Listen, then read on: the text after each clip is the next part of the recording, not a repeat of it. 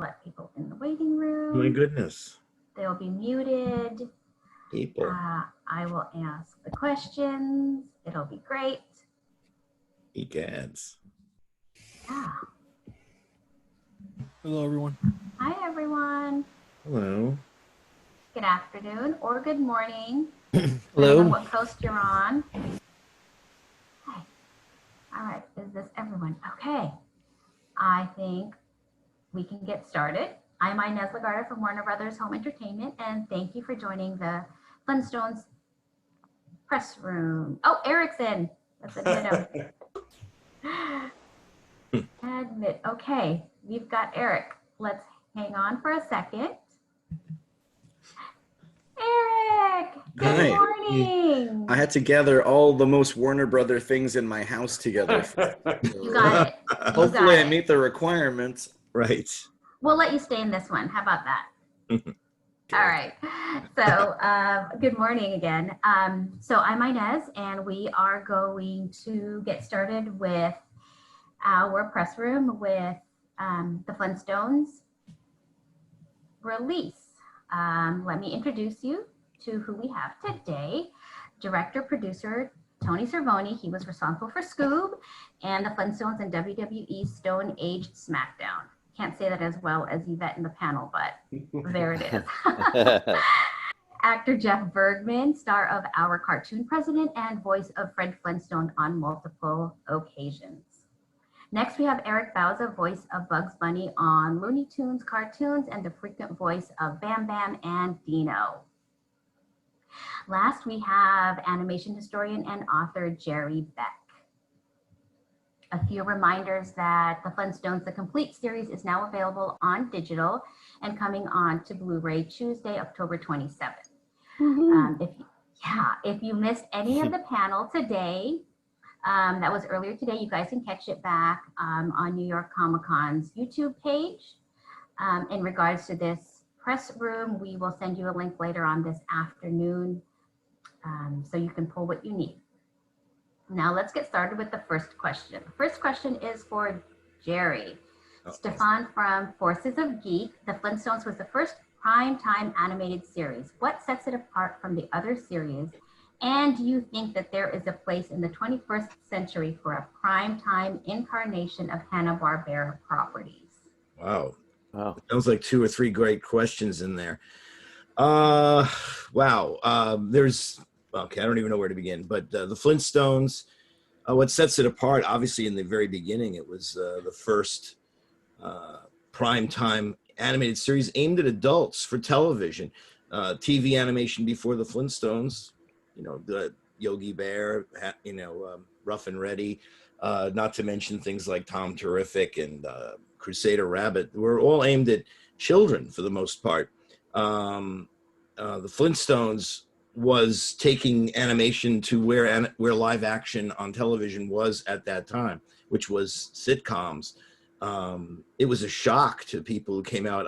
I'm old enough to actually have been alive and see the Flintstones when it was first on, and it was unbelievable to people. It was a surprise. It was a surprise hit because it was good. It looked good. It was funny. You know, it was definitely worthy of being a big bang for television animation and television animation in prime time. When people were forgetting that animation was always for adults, in my opinion, the animated shorts that used to be made for theaters, the ones like Hanna-Barbera had done with Tom and Jerry, by 1960, animation was being devolved as a children's medium only, really. And it took Hanna-Barbera and the Flintstones and then their later primetime series to really revive that idea that animation can be for everyone. Now, I think the other question you had about reviving it for the 21st century or any Hanna-Barbera shows is what I think you said, because I totally agree with that. I totally believe in that. It absolutely could be done. Animation characters are timeless and immortal. They don't age. And as long as we have people like Jeff Bergman and Eric Bauza around and directors like Tony, you know, the characters could be as fresh and funny and alive as they've always been. So I have no doubt we could do a modern day version of these characters. Next question is for everyone. Vic from Drop the Spotlight asks, with so many generations having enjoyed the original series, what is the one thing you want a new generation to know when they first watch an episode of the Flintstones? Wow. Well, the first thing people should know, and I'll just quickly answer, is that, as I said already, is that these were not aimed down at kids, at least the first two seasons before Pebbles, Bam Bam, the Great Kazoo, and the Gruesomes. The first two seasons are pretty hip, and they're pretty much, grown-up shows. And they were sponsored by Winston cigarettes originally. So I think, people should just be aware of that. That's mine. For me, it's just how timeless the characters are. I mean, I think, no, and also just the situations and even though it's a prehistoric background, just their everyday living it really hasn't. I mean, if you were to put them on TV today with current situations, I feel like it'd still be very relatable. There's nothing about the Flintstones as a family that is any different than any family that is, watching TV today. Think about all the streaming jokes you could do, with today's audience, and I don't know. I just any chance you can go back to those original designs as well, like Stone Age Smackdown was a pretty good example of that. Modern animation, but it still kind of felt like the original, especially that opening. Thank God for Jeff Bergman, because man, oh man, the sound that he makes, the Alan Reed Flintstone is, I've heard it in a room in person, and it is insane. I always have to check to see if someone's hiding behind a curtain doing this. Like it's magic when Jeff does Fred's voice. It's kind of one of my favorite voices that he does in his magical bag of tricks that he has. So Fred is alive and well, thanks to Jeff Bergman. Yeah, I'm kind of with Eric on the designs. I love the designs on the WWE meets the Flintstones, but it was a little bit more modernized for this era. But when Jerry mentioned the Winston's commercial, the cigarette commercial, I remember when I first saw that, and the thing that I always loved about it was that Fred and Barney are sneaking in the back, sneaking a cigarette from Betty and Wilma, and it'd be so cool if it could just continue on where Fred and Barney are up to their old tricks and investing in this scheme or that scheme.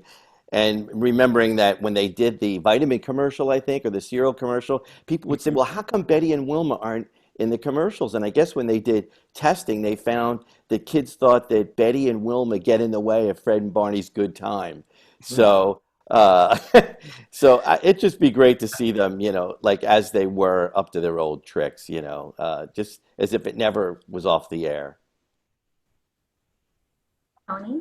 Did you want to say something? I mean, just to add to what everyone else is saying, I feel the same way, that these are adult characters with usually adult issues, like it's always about Fred loses his job and doesn't have money to pay for something. Like they're adult family issues that that is the basis of all the stories. So and I like any cartoon that's layered and that really works for kids and adults. And the Flintstones absolutely does that. The next question is also for all of you. Gareth from Skewed and Reviewed, what are the main reasons for the success and longevity of the franchise? Their initial popularity was so large. I mean, I know we're living in a world of 30 years of The Simpsons, but 6 seasons in prime time in the 60s was pretty amazing in its day. And it never really went off. They went right into Saturday morning. They evolved the series. That's another thing. They had Pebbles and Bam Bam grow up. They obviously put them in some other situations. Some of them I think are embarrassing, maybe like Fred and Barney meet the Shmoo or something like that. But you know, they just were there. They're part of our, you know, the consciousness, part of the, you know, the soundtrack of our lifetime. So yeah, I think that's part of it. I just think the weird, unique idea of it, you know, guys in tiger skins, you know, walking around half naked. I mean, the whole thing, you know, you know, driving the car with your feet. I mean, these are indelible images. Not to mention that theme song, by the way. These are all things that we've all lived with, and you know, just they're not going to go away, and I'm glad. I think that one of the keys to their longevity, and it's the same thing to me that with like the best of all the Hanna-Barbera cartoons, like Scooby, like Scooby-Doo and the gang, is relationships, right? Yeah. That Fred and Barney fight like crazy, and sometimes Fred does something nasty, but they're best friends, and at the end of the day, they will always support each other. And that Fred is a loudmouth and sometimes, you know, not the nicest person in the world to Wilma, but there's no disputing how much he loves her and how dedicated he is to her. So I always feel like that is the thing that kind of keeps it around and keeps holding together, because those are things that will always be relatable, right? Those are eternal things. So it's the characters and their relationships, I do feel, is really the cement that keeps you coming back. Yeah, I guess cement wouldn't let you leave in the first place, right? Like, Jeff? Yeah, I feel that way too. I agree with Tony. It's, I mean, you always knew that Wilma and Fred loved each other at the end of the episode. No matter how much he messed up, they would always forgive each other. And you know, I don't think I realized it when I was watching it as a kid, but it resembled the Honeymooners so much that Ralph Cramden always, he was a loudmouth, blowhard, but at the end he apologized and said, and just got back into the good graces of Alice, and so we feel the kind of the same thing, and it's really relationships. I think that's probably one of the biggest reasons that we all kind of come back to it. The Simpsons does something very similar. Yeah. Oh yeah, I mean, and The Simpsons always refers to the Flintstones as well, for many inside Yeah. jokes and like just straight. I mean, sometimes they take the sound effects from, from the Flintstones. The sound, the music track. Again, me as a very, a visual kind of person, I always look forward to seeing what animals were used as what appliances in every episode as a kid, always.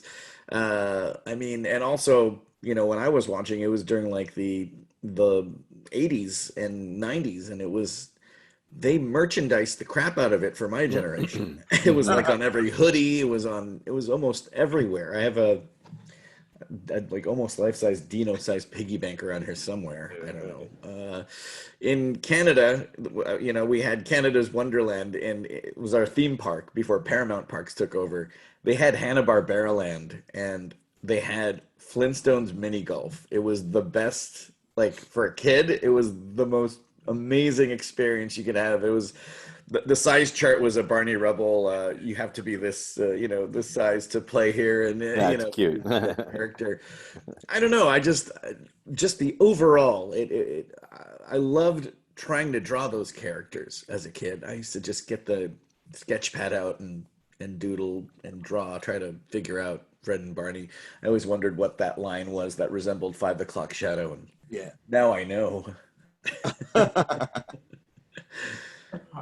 Next question is for Jeff. Gareth from Skewed and Reviewed. How do you bring Fred to a more modern audience, yet stay true to the original versions of the character?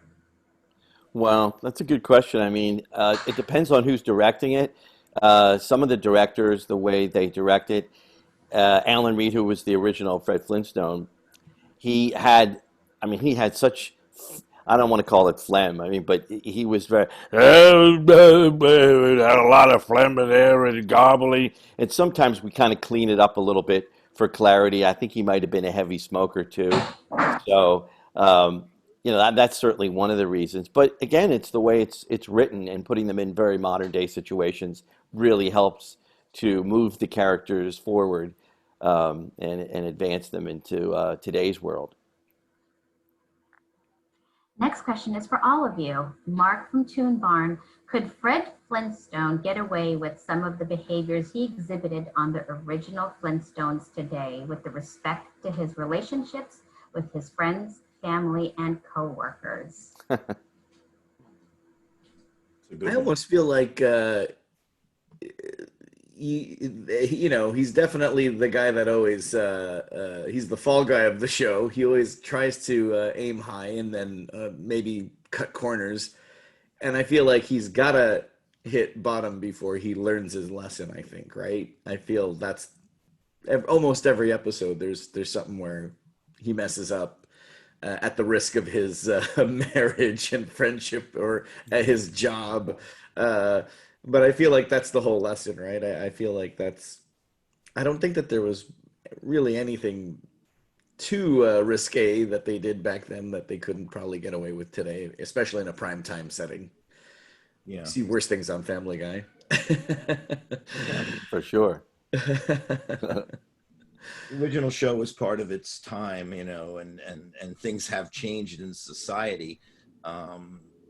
But I saw a new show. We're going off into the fantasy of a new show. But if there was a new show, I guess they'd have to rearrange. And Wilma probably would be working, I suppose. I mean, I don't know. I can't think of anything. Maybe there is something. I just can't think of one offhand of where Fred does something absolutely outrageous that nobody would do today. It's just the way they're set up. Where thinking of the test film where Wilma's bringing him drinks while His Majesty is in the pool. But even that little sequence from like the first episode is like, it's making fun of Fred. It's not, negative. In fact, Wilma looks like the smart one, of course, in that one, as she is. So I don't know. I don't know if what you'd change exactly. Anyone else? With this? Okay. All right, let's move to the next one. This one's for you, Eric. Gareth from Skewed and Reviewed. What would you say are the biggest differences in recording and preparing for Bam Bam versus Dino? And what is more difficult to voice? Oh, Dino for sure is more difficult. I think I was on our actual New York Comic Con panel. I tried doing it after not doing it for a long time. like the inhaling bark.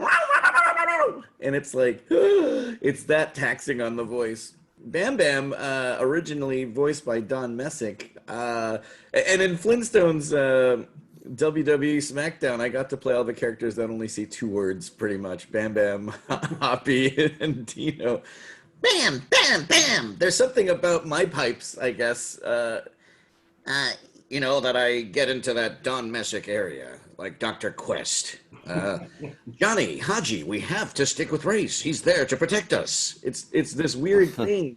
Like, I don't do a lot of I'm blanking on the name. Anytime I've auditioned for Elroy, I don't get it because I ended up voicing Elroy's friend who usually was Don Messick in that cast. It was whoever was sitting next to Elroy, like, Don Messick kid voice is where my pipes lie when I do that. So for whatever reason, Don Messick, who also voiced Hoppy as well, just sits well in my register. So it's not too hard to maneuver between those two. But we did Yabba Dabba Dinos, and they did Pebbles and Bam Bam a bit older, and they were played by Jessica DeChico and Eli Henry, two very amazing voice performers, and it's really amazing to hear what Eli did with it, and it was such a departure, clearly, because he was, they were thinking and up to schemes and stuff. They ended up being like the Fred and Barney of that show. But it was definitely so nice to hear, a different interpretation of a character that still worked. But as far as Bam Bam is concerned, it was just those two words. Bam, bam. That's it. The next one is for Jeff and Eric. Stefan from Forces of Geek has a few questions. Okay, it's a little long. When performing an iconic character such as Fred Flintstone or Dino, are you trying to nail an impression of Alan Reed or Mel Blanc or capture the spirit of the character? Second part, when doing Fred, Dino, or Bam Bam, was there a point when you decided that's the character? And if that was, when was the moment that it defined it for you? Wow. Well, the first question. Jeff's been with the characters so long and so many iterations. I'm dying to hear his take. I mean, I think originally, approaching it, I would always try to do the best, the closest representation possible. But what happens generally is you end up putting so much of whatever it is you bring to it. And I think everybody who does all the classic voices and has reprised them over the years, put something kind of special, their own soul into it. And it makes it kind of fun to hear everybody's different. It's like James Bond. I mean, there's been so many James Bonds, and it's hard to say for me like what my favorite is, because I have favorite movies and favorite lines. But as far as Fred goes, I think I try. I mean, if somebody says, "Wow, that's my childhood," then I kind of feel like I did my job. But whatever it takes to get there, and a lot of times a director will give you a sense of where they want the character to go or how they want the line to be, not a line read, and that'll just put me right there, So, and then what was the second question, Inez? Second question is, when doing Fred, was there a point when you decided that's the character? And if there was, what moment defined it for you? Oh, yes. Well, for years, people said, you don't sound like Fred. It just doesn't sound like him. And it was in my 20s and in my 30s. And by the time I got into my 40s, I don't know if my ear developed a little differently or my voice just changed. I think it took a while for my voice to mature. But once I think I was in my 40s, people would react to it. And that's how you kind of know. You're like, wow, that's you got it. That's really great. And then it just was easier just to get there. But it just took a while. It took 25, 30 years for me. I had to do it, or else Tony said you're fired, and I had no choice but to just nail it right there. No, only a handful of experiences for me, but even in those, iterances, it's just like, oh, okay, like. It again, depending on who is directing you in the situations and the story, definitely affects the way you're gonna kind of have to bring this old character into this new situation, all the while keeping in mind the essence of the character. But it just depends on where the person that's telling the story wants to take you. And then I guess your job as the actor is just to make sure that it's fine-tuned to what you remember. Every time Jeff does Fred, Gray, who plays Betty, always goes, "Oh man, that's so good." and then when I'm looking at someone like, Gray, who is like modern day June Foray, actually modern day Gray Delisle, she's her own living icon. I'm like, if she's impressed, then it's good, because she's also amazing. She is. It's great being in that room, and then you got Kevin Michael Richardson doing like his take on Barney. Like would you say that was the original sound, Tony, of Barney? Isn't that this Jerry Jerry jump in? But the Kevin's Barney is that. Didn't someone else do Barney when Mel Blanc was in the hospital? Was it Dawes? I think Dawes did. It was Dawes. It was Dawes, right? Right, and he had that more nasally kind of Barney. Yeah. Which I love. Kevin's such a great guy, but I always like that nasally Barney. Me too. Of course, I love Mel's Barney. Right. But as a kid, when I would see those cartoons, I was like, "Ooh, there's the weird Barney. I like that weird Barney." Like it's funny because the Mel Barney, I know Jeff also does and has done for commercials and such. I mean, it's technically supposed to sound a bit like more dull, or more like a bit more like like slower, but even that nasally one, to me that even sounds dumber. Like, I don't know, Fred. That's not a good idea. Like that. When I hear Kevin and Jeff go back and forth as those characters, it's like, man, order 12 seasons of that's this. the sort of make where we like there's two Barney because Zoom Right. makes another Barney. We could have maybe- dueling Barneys. It's like that's very funny. Scooby's cousin from the south visits the bedrock.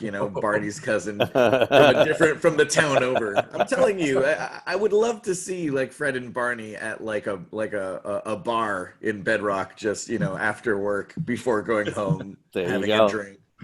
I mean, that it would be amazing to see these characters again in modern times. And they used to do Bush beer. They used to advertising for Bush beer. There's like about a 9-minute commercial for Bush beer that they do. It's so funny. I gotta look that up. Yeah, it's great. Get up. Okay, next question, guys, is for all of you. Mark from Toon Barn. Anne Margaret's character was Anne Marg Rock. What would each of your Flintstones names be? Oh, E-Rock Bauza for sure. Oh my God. There you go. Yeah. I don't think I have a Flintstone name. I have to think about it. Jeff Boulder? I don't know.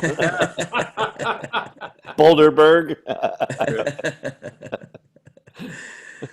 That's great. That's cute. I guess I'd have to steal Stoney Curtis's name. And just Yeah. Yeah. Tony Cervone, so. That's That's what they my called me favorite. in college. So Huh. I'll be thinking about this for hours. Whole day I'm going to be thinking about it. If it comes up before we end, just jump in and say, I got it. All right, I'll move to the next one. This is for everyone again. Vic from Drop the Spotlight. Being part of the storied franchise, is there a favorite memory that you have while participating in a movie or episode of the Flintstones? Oh, wow. Take your pick. There's so many to choose from, I guess.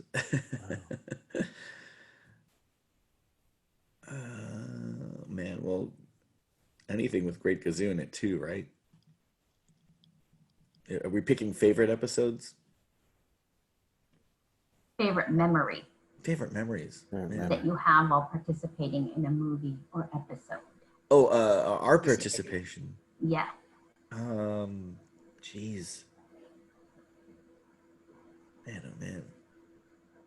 I think I have one. It's not a movie necessarily, or a TV show, but it was doing the Cocoa Fruity Pebble commercials years ago. I didn't know, but in walks a man. He had to be in his upper 80s. I didn't recognize who he was, and it was actor John Stevenson, and it was sometime in the mid-90s. But looking at the script, I see Mr. Slate there, and so, I mean, he opened up his mouth, and I have to honestly tell you, when he opened up his mouth, my heart started beating like it would in the dentist's office, before I get in the chair. I was like, this is real. It's him. It's Mr. Slate. And I just remember I had to read Barney's lines, and I completely lost it. I missed my cue because I was so caught up in what he was doing. I was like, oh no, wake me up. So maybe that is just something that hits me right now. It's just hearing Mr. Slate's voice. I guess for me, it was hearing that the opening theme play after the cold open for WWE SmackDown, after finally waiting for it to hit the Blu-ray shelves and popping it in the player for the first time.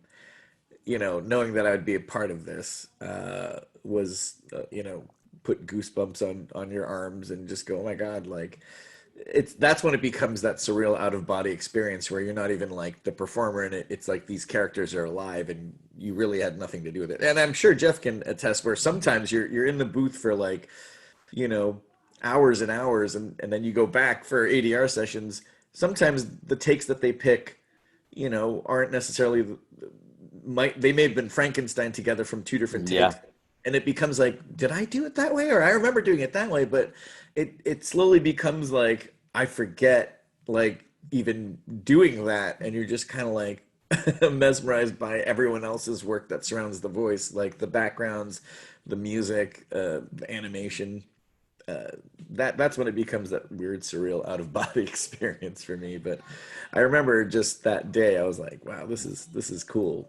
Because Flintstones has again been around, and if it wasn't important, we wouldn't all be on Zoom in a pandemic talking about it. Okay. Next one is for Tony. Stefan from Forces of Geek. When directing and producing classic Hanna-Barbera properties, do you feel it's important to tell a story that fits within the history of the character or move them forward? Both.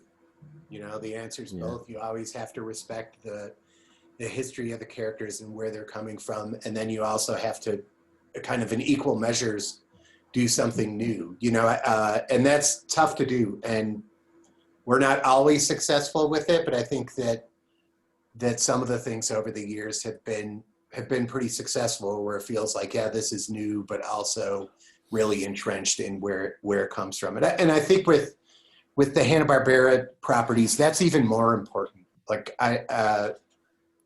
I think you do have to be really respectful of their histories and their origin. Yeah. All right, next question. Tony, it's for you again. Mark from Toon Barn. What would the Flintstones in prime time or on Adult Swim look like today? That's a good question, because I really do like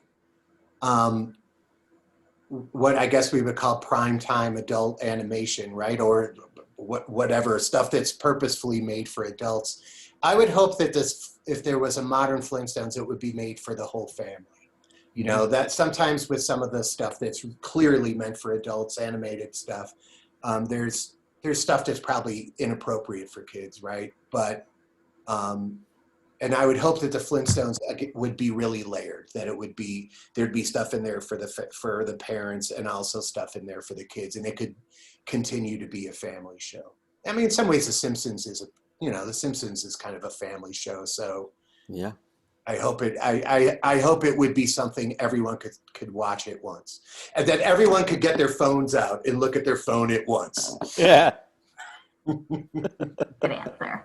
Okay, next one is for Jerry. Jerry, Gareth from Skewed and Reviewed. Where would you like to see the Flintstones franchise go next? Let's see. Let me think about that, because when you think about the history of the Flintstones, I mean, the literal, 60-year history of the Flintstones, they've practically done everything. I'm trying to come up with that answer as I recount everything they've doing. I keep thinking of the Jose Jimenez album they did in the 60s where they're in outer space. I mean, the whole thing makes no sense. They're in outer space. Look it up online. This is a very strange Flintstones item. So they've done like everything. They've gone to the World's Fair. They've met the Jetsons.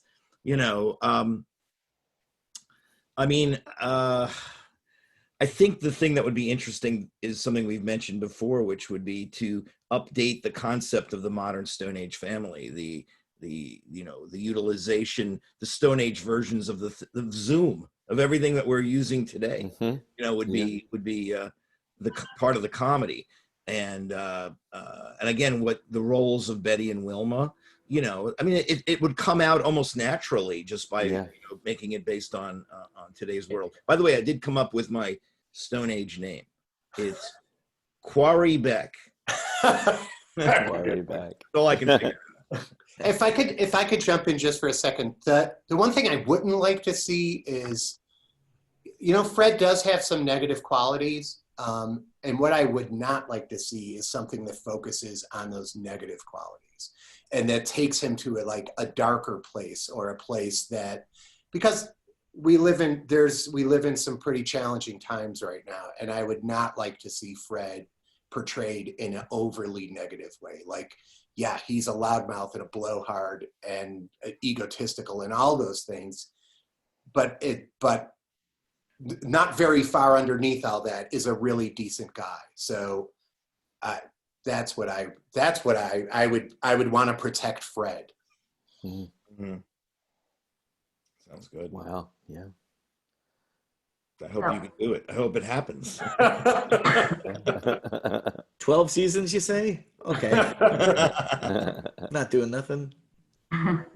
So this is for everyone. Vic from Drop the Spotlight. What is one future Flintstone episode or movie you would like to see happen with any special guest or occasion? Wow. Yeah. I mean, it's great that the original series established that they could meet what we would call contemporary celebrities in Stone Age cartoon form. I mean, again, the mind goes on about all the Lady Gagas. Lady Gaga meets Bam Bam. Or something. Definitely the Harlem Globetrotters for sure. They've been a fan favorite of Hanna-Barbera. They've met every character from the Hanna-Barbera universe. The Super Globetrotters would be nice. And the Robonic Stooges might be nice. Yes. So good. All right. We've got a few more minutes left, so we're trying to get through as many as we can. And next question is for everyone. Mark from Toon Barn.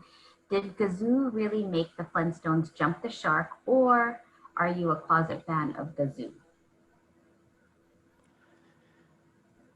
I love the Great Kazoo. Yeah, is that for everybody? Because I love all the crazy stuff Yes. that came later. Yeah, Enhanced it. I'm a big Kazoo. Harvey Korman, come on. I love Kazoo. Yeah. What an interesting choice, but it worked so well. Yeah. And any interview you watch of him talking about that, he was so like unsure of like doing the voice. Like he was like, oh, I don't know, like if this is, for me. But it ended up being like one of his most well-known characters. Who doesn't want to voice an iconic Hanna-Barbera character, right? Right. It's true. I don't think he actually got it. I got to work with him once where he did Kazoo, and people were making such a fuss over him and the character, and he just was very sort of cavalier about it. He just didn't understand how like beloved it was. I remember seeing it for the first time, thinking, "Wow, this is kind of cool. Like what's going on?" And then he was in one episode after another, and it was like he was kind of part of their little secret family.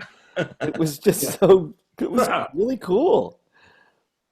And then he became Q on Star Trek The Next Generation. So. Yeah. That's so funny. Next question for all of you. Mark from Toon Barn. Do any of you subscribe to the conspiracy theory that the Flintstones actually took place chronologically after the Jetsons? I mean, it's like a post-apocalyptic series. I've heard Oh. that theory. Whoa, that's really deep. That's interesting. Yeah. That is interesting. I've never heard that myself, actually. Wow. I have heard that, and I like it. Yeah, I think like it that's too. real. It'd be cool if, like, you went down beneath the clouds Yeah. of the Jetsons and the Flintstones were happening on the surface of the earth. So it would be on AMC, then, The Walking. Yeah, maybe right. Warner Brothers could get like George Miller to direct a Flintstones movie. Actually, redo that last shot from Planet of the Apes with Fred as Oh my God. That's a Wow. great question. Oh, 11:20, 10:27 is when I get the COVID testing. Oh, all right. Okay. Next question for everyone. Mark from Toon Barn. Can any of you bowl as well as Twinkle Toes Flintstone? I've been known to throw some pins down. I'm Filipino, so that's practically born in a bowling alley. Filipinos love to bowl. Little weird stereotype of Filipinos you guys don't know, but you learn something new every day. Filipinos like to bowl. I don't know. After the second game, for me, it all goes downhill. Yeah. I'm a terrible bowler, but in the SCOOB movie we did, when Scooby is bowling, we absolutely tipped our caps to Twinkle Toes Flintstone. Got a few more. right. One last question, and I think we can make it through. This is for everyone. Vic from Drop the Spotlight. Did you ever imagine the Flintstones would be beloved by for so many years and even generations? I mean, I'd have to say so. I mean, I'm again in that generation of the first round of reruns probably, and I wonder if it's on TV anywhere. I know that the new cartoon is, and you'll be happy to hear this, Jeff, playing on normal television in Canada. So get ready for those foreign residuals. I know Yabba Dabba Dinos is on TV, but The original I don't know. Flintstones is on MeTV. You can Yeah, see it's it on in full, MeTV, for example, right. Boomerang. Yeah. Cool. And Boomerang it's, MeTV.